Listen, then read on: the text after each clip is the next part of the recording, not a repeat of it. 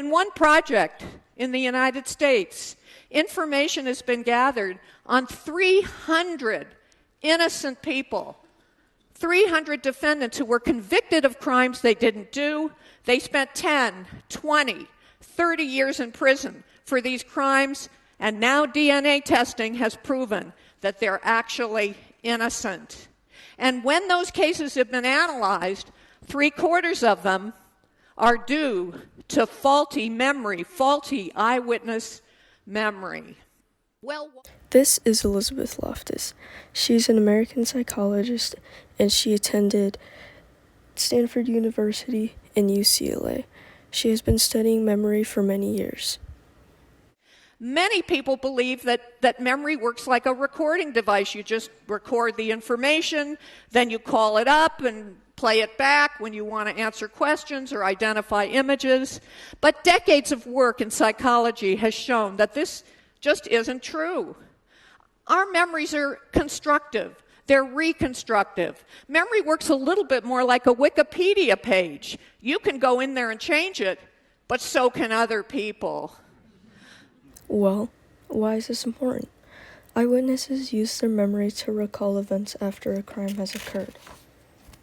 During traumatic events, the brain is trying to process what is happening. It is not within a calm state of mind. Not being in the state of mind where the brain can take in information at a consumable rate affects what the brain recalls from those moments. Certain details won't be remembered, others will be exaggerated.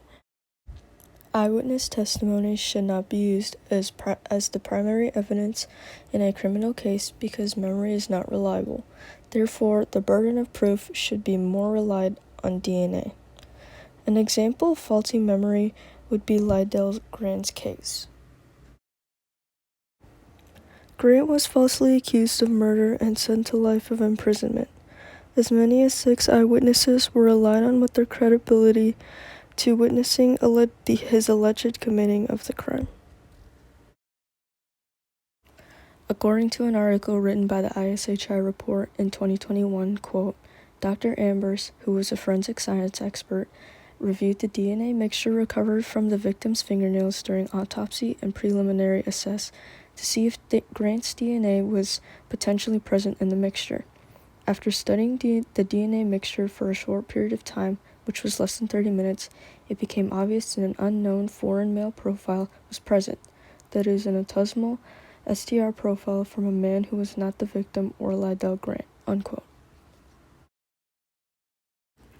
The case was overturned through DNA evidence proving that Grant had been falsely accused through eyewitnesses.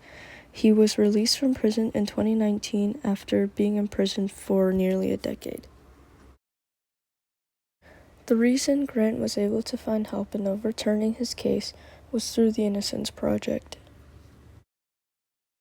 According to an article written by the Innocence Project, quote, according to the Innocence Project, mistaken eyewitness identifications have contributed to approximately 69% of 375 wrongful convictions in the United States that were later overturned through post-conviction DNA evidence, unquote.